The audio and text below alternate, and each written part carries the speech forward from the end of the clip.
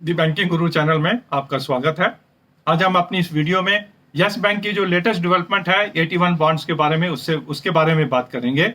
Supreme Court में जो उनका केस चल रहा है, तकरीबन 8,000 करोड़ के जो 81 बॉन्ड्स हैं, जो उनके इन्वेस्टर्स हैं, उन्होंने जो केस किया हुआ है और हाई कोर्ट में वो जीत भी चुके हैं, उसके बारे में मिनिस्ट्री ऑफ फाइनेंस ने सुप्रीम कोर्ट में एक रिप्रेजेंटेशन दिया है कि अगर हाई कोर्ट के डिसीजन को खारिज नहीं किया जाता तो ये 81 बॉन्ड्स के फ्यूचर के लिए ये प्रॉब्लम खड़ी कर सकता है।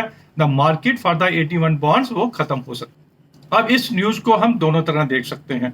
वन इज कि मिनिस्ट्री ऑफ फाइनेंस को, गवर्नमेंट ऑफ इंडिया को अगर इंटरवीन करके सुप्रीम कोर्ट को एक रिप्रेजेंटेशन देनी पड़ रही है, that means they are worried कि सुप्रीम कोर्ट का डिसीजन कहीं रिटेल इन्वेस्टर्स की फेवर में ना आ जाए।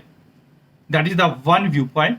द सेकंड इज कि क्योंकि सुप्रीम कोर्ट में मिनिस्ट्री ऑफ फाइनेंस ने अपनी रिप्रेजेंटेशन दी है, इसलिए the Supreme Court has to take into cognizance the representation contents और उसे एक पॉजिटिव डिसीजन यस बैंक के लिए देना चाहिए।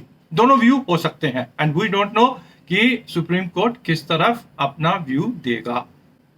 But at the personal level, जो हमने पहले भी कहा था, generally courts go in favour of the retail investors. और इस केस में हो क्या रहा है, retail investors are taking the plea कि हमें 81 बॉन्ड्स मिस सेल किए गए, हमें बताया नहीं गया कि 81 बॉन्ड्स के ये फीचर्स हैं और राणा कपूर के जमाने में ये हमें सेल किए गए।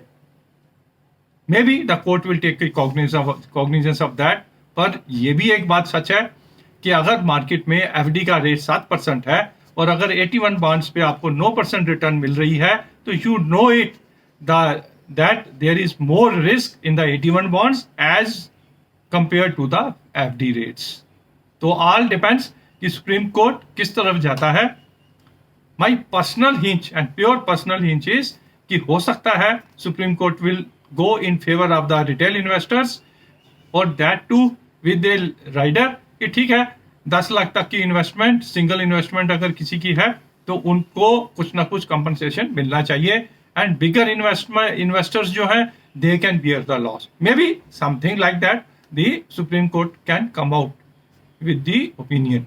बट जब तक ये डिसाइड नहीं हो जाता, यस बैंक के लिए 8,000 करोड़ की ये बेट किसी भी तरफ जा सकती है।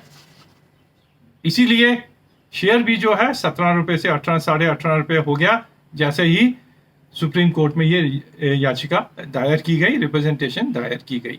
तो ऑल डिपेंड्स कि फाइनल डिसीजन क्या आता है। Based on that yes bank का शेयर 2 रुपए, रुपया 2 रुपए ऊपर नीचे हो सकता है। But long term Yes Bank has to perform. अगर लॉन्ग टर्म में इसको 17-18 से निकल के 24-25 रुपए जाना है, क्वार्टर ऑन क्वार्टर उसकी परफॉर्मेंस बेटर होनी पड़ेगी। Thank you very much for watching this video on yes bank, A latest update on the 81 bonds. Thank you.